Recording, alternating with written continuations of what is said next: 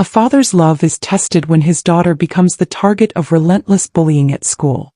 Desperate to protect her, he secretly records the cruel words and takes on the school system, sparking a fight that could change everything. Will his bold stand be enough to make a difference? Stay tuned to find out. David Walker stood by the kitchen window, sipping his coffee and watching the sun rise over the quiet suburban neighborhood. The world outside was waking up, but inside his home, everything felt off. Sophie, his daughter, was unusually quiet this morning. Normally, the house was filled with her laughter as she excitedly ran around, getting ready for school. Today, however, it was silent. Too silent. He glanced at the clock on the wall and then down at the hallway. Sophie should have been up by now, but all he heard was the soft shuffling of feet from her bedroom. David's heart tightened. His daughter, once an exuberant 4-year-old with an unshakable zest for life, had become withdrawn. It had started a few weeks ago, just a small change at first, a quiet morning here and there. But lately it had become worse. She no longer eagerly shared stories of her day, no longer excited to meet her friends after school. Something was wrong and David knew it, even if Sophie wasn't yet ready to say it aloud. "Everything okay, kiddo?" David asked as he stepped into Sophie's room. He leaned against the doorframe, his voice soft but filled with concern. Sophie sat on the edge of her bed, staring blankly at the floor. Her school uniform was neatly laid out beside her, but she hadn't made a move to get dressed. Her hands rested on her lap, clenched tightly. She didn't respond immediately. Instead, she just nodded, a hollow, empty movement that did little to reassure David. David felt a wave of anxiety hit him. He knew his daughter better than anyone, and this wasn't her. Sophie, the girl who used to fill their home with chatter and laughter, was now a shadow of herself. Something had changed, but what? Why was she withdrawing from him, from everything that used to make her happy? "Hey, you're not fooling me," David said, trying to lighten the mood with a gentle chuckle. But Sophie didn't even look up. Her eyes remained locked on the floor, her body tense. David's heart sank and the helplessness began to creep in. "Sophie, you can talk to me, you know that. Whatever's going on, we can figure it out. You don't have to hide it." Sophie blinked a few times and for a moment, David thought she might speak. But instead she simply shook her head, her lips tight in a way that told him she was holding something back. David walked over and sat next to her on the bed, careful not to crowd her space. He placed his hand on her shoulder, a comforting gesture that had always worked in the past. "Please, Soph, I need to know what's going on. You don't have to go through this alone." Sophie finally looked up at him, her eyes glossed over with unshed tears. "I just want to fit in, Dad," she whispered. David's stomach twisted. The words hit him like a ton of bricks. Sophie had always been confident, proud of who she was, so full of life and laughter. The idea that she felt like she didn't fit in, that she felt so out of place, was something David couldn't wrap his mind around. He wanted to press her for more, but he knew better than to push too hard. Sophie would talk when she was ready, but David was beginning to fear that time was coming too slowly. He couldn't shake the nagging feeling that something was terribly wrong. That afternoon, David sat in his office at home, but his mind kept drifting to Sophie. He had tried to push his worries aside, but the doubt gnawed at him. He had to know what was happening. It wasn't just the quiet mornings or the withdrawn attitude, it was the way Sophie seemed so lost. Her usual spark had dimmed, and it was as though she was fading away right before his eyes. As the sun began to set, David's frustration grew. He needed to understand. He needed to know what was going on when Sophie was at school, away from his watchful eye. That night, as Sophie sat in her room doing homework, David made a decision that made his stomach churn with unease. He had to know the truth. So when Sophie wasn't looking, David slipped a small, discreet recording device into her backpack. It was a drastic measure, but he had to understand what was happening to his daughter. The next evening, after Sophie had gone to bed, David sat at the kitchen table, his hands shaking slightly as he pressed play on the recorder. He listened intently, his heart pounding in his chest. What he heard sent a wave of disbelief and anger crashing through him. Sophie's voice was soft, almost drowned out by the laughter in the background. She was at lunch with her classmates and the teasing was relentless. "Why are you so dark? Do you ever get embarrassed looking like that?" Jake's voice rang out loud and clear, followed by the sound of other kids snickering. David's breath hitched as he heard Sophie's weak response. "I don't know. I just want to fit in." David clenched his fists, the fury building inside him. His little girl, his sweet, confident Sophie, was being tormented by her classmates, and worse yet, her teacher, Miss Harris, had heard it and dismissed it. "Oh, Sophie, you're just being sensitive," Miss Harris said on the recording. "You need to learn to fit in better. The other kids aren't trying to hurt you on purpose. Don't make such a big deal out of it." David sat back, his face going pale. His heart broke for Sophie. How could Ms. Harris, who was supposed to protect his daughter, allow this to happen? How could she brush off the pain Sophie was enduring? The following morning, David knew he had to act. This wasn't just about some words spoken in jest on the playground. This was about Sophie's sense of self-worth. This was about the deep emotional scars that were being carved into her by her peers and a teacher who failed to see the seriousness of it all. David wasted no time. He called the school, demanding a meeting with Ms. Harris and the principal. He wouldn't rest until Sophie's pain was acknowledged and addressed. The way he saw it, this wasn't just about a few mean words. It was about his daughter's well-being, and he would fight for her no matter what. That afternoon, David walked into the school with a heavy heart and a sense of determination. He had already arranged a meeting with the principal and Ms. Harris, but he knew this wouldn't be an easy conversation. He wasn't going to sit in another meeting filled with empty promises and vague reassurances. This time he was ready to make sure Sophie's voice was heard. David took a deep breath as he walked through the doors of the school. He wasn't here to be polite. He wasn't here to play by the rules. He was here to make sure his daughter was safe. David sat in the principal's office, his hands tightly clenched around his coffee cup. He stared across the table at Principal Thompson, whose expression was a mixture of concern and discomfort. Next to him, Miss Harris sat quietly, avoiding his gaze, her hands folded in front of her. David could feel the tension in the room, but it wasn't the kind of tension that felt like change was coming. It was the kind of tension that felt like it might suffocate him.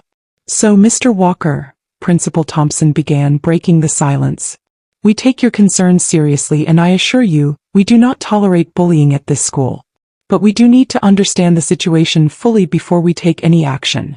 David's jaw tightened. He had heard these words before. This wasn't the first time a school had claimed to take bullying seriously, while nothing ever changed. He had been patient. But now, watching Sophie suffer day after day, he realized that patience had run out.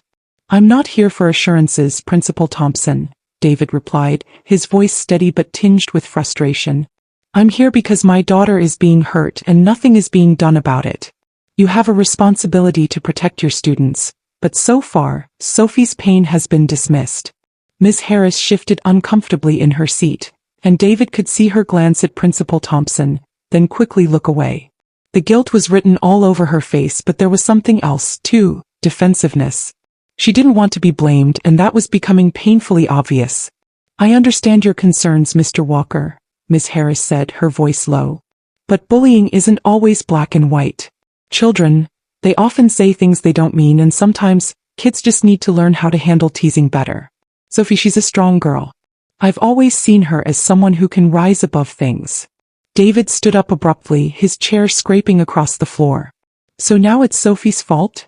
he said, his voice rising. "Now it's her responsibility to be stronger, to just deal with it? Did you even hear the way those kids were talking to her, Ms. Harris? Did you hear them tell her she's too dark, that she shouldn't even exist as she is? It's not Sophie's fault she's being bullied. It's the fault of the kids who are cruel, and it's the fault of the adults who fail to protect her." Ms. Harris flinched, and Principal Thompson stood, raising his hands in an attempt to calm David. "Please, Mr. Walker, let's all take a step back," he said, his voice soothing but not sincere. "Let's keep things civil and—" "No," David interjected, his voice firm. "I'm not here to be civil. Sophie is my daughter, and I will not sit back while you allow this to happen. If you won't do your job and protect her, then I will. And I will make sure everyone knows exactly what's going on in this school." Principal Thompson looked momentarily taken aback. "What are you implying, Mr. Walker?" "I'm implying that this school is not safe for Sophie, and that's something the world needs to know. I've already contacted the media. The story is going public whether you like it or not. No child deserves to be treated the way Sophie has been. No child should ever feel like they have to shrink or hide who they are to fit in. Sophie had always been so confident, and now she was losing herself. And David couldn't let that happen. He wouldn't allow her to walk around thinking she wasn't enough. Not while he still had the strength to fight. As David left the principal's office, he didn't feel any sense of relief. The anger still boiled inside him, but it was mixed with the weight of what was coming. He had just set the wheels in motion and now there was no turning back. The next few days were a blur of phone calls, emails, and interviews. David had never been so exhausted in his life, but he couldn't afford to stop now. Sophie's voice needed to be heard. He had already contacted local news outlets and soon enough his story was everywhere. One night, as David sat with Sophie at the kitchen table, going over some of the details for a televised interview the next day, he noticed a change in her. Her posture was still slumped, her eyes weary, but there was a flicker of something new, deep in her gaze. "Sophie," David said gently, "I know this is hard, but I promise you we're doing the right thing. We're going to make sure no one else has to feel the way you do right now." Sophie didn't say anything at first.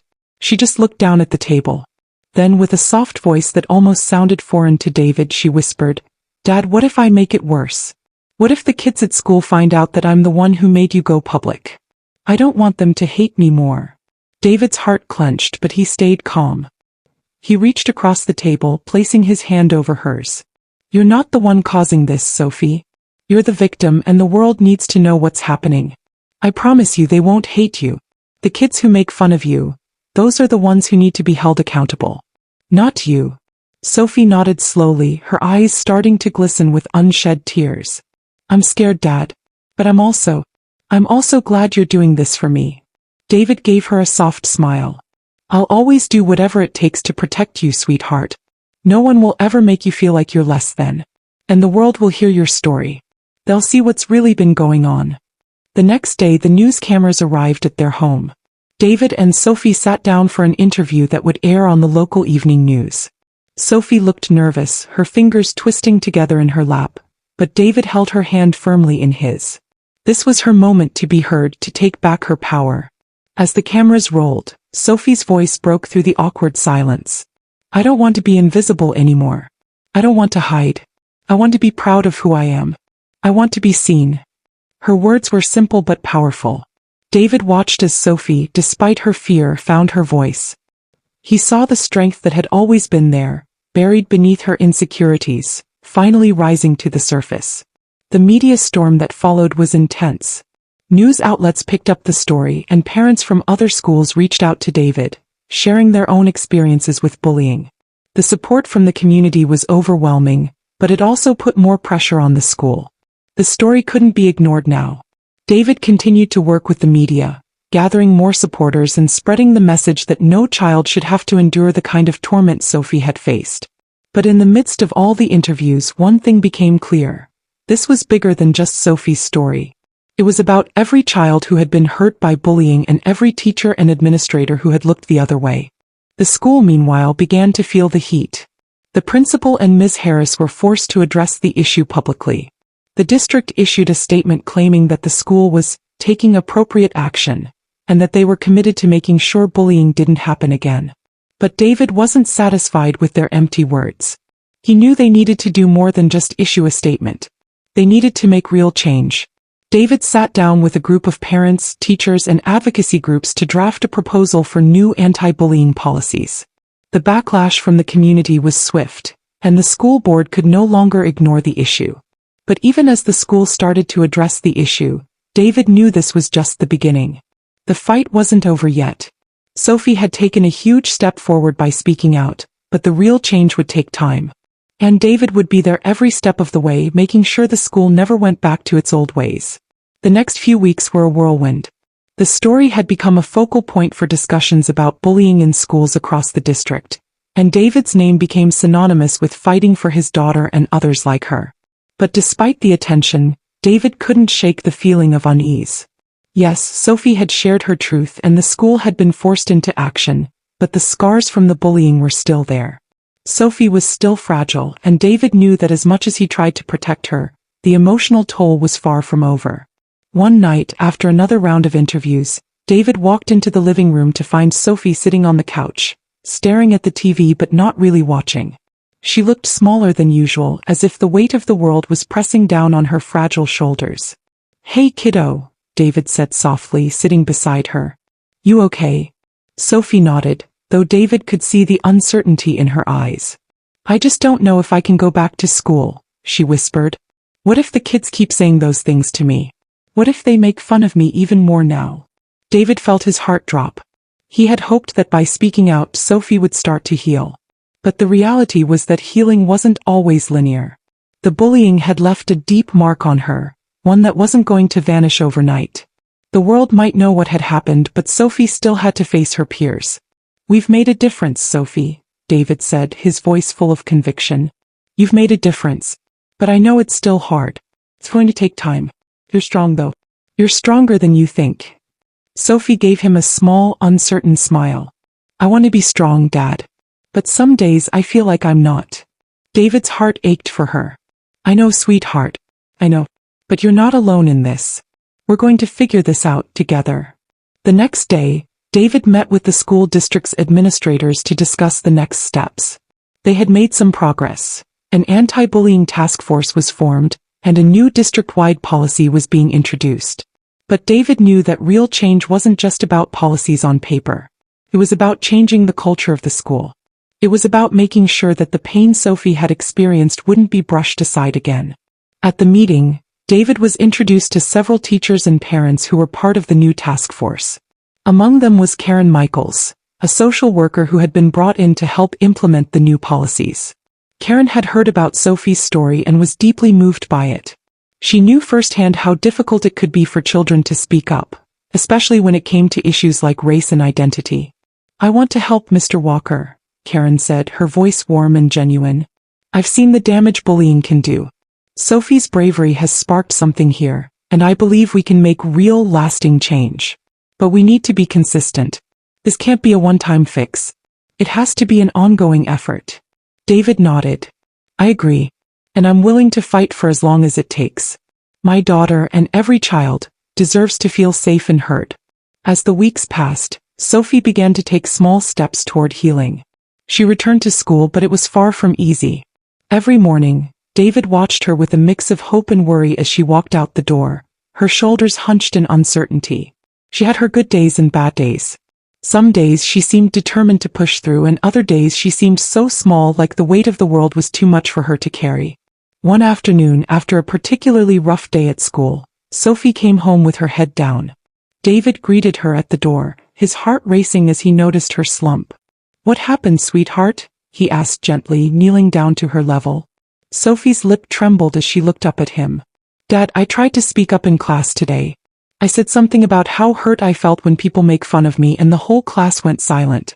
I thought maybe they'd understand, but no one said anything. I just felt invisible.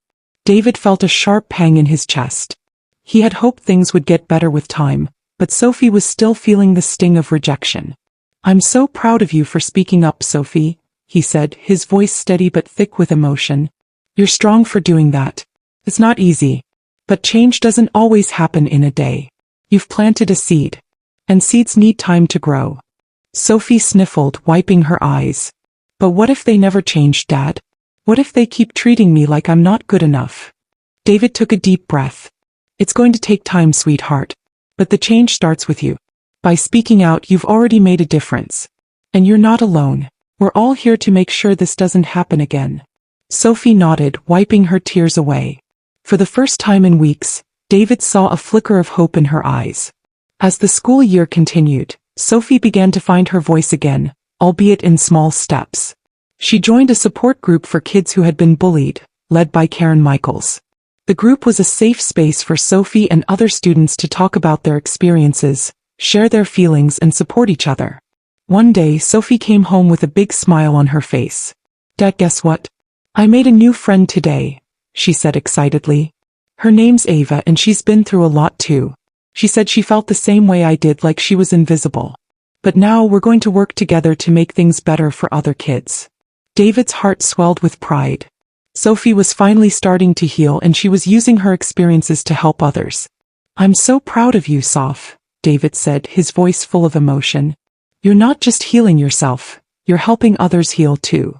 Sophie looked up at him, her eyes bright with determination. We're going to make sure no one ever has to feel like we did, Dad. By the end of the school year, things had begun to shift. The bullying that Sophie had endured didn't just stop overnight, but the culture at school had started to change. The task force was making strides in creating a more inclusive and supportive environment for all students. Teachers were more aware of the signs of bullying, and students were being educated about the impact of their words and actions. Sophie, though still vulnerable at times, was learning to navigate her new reality.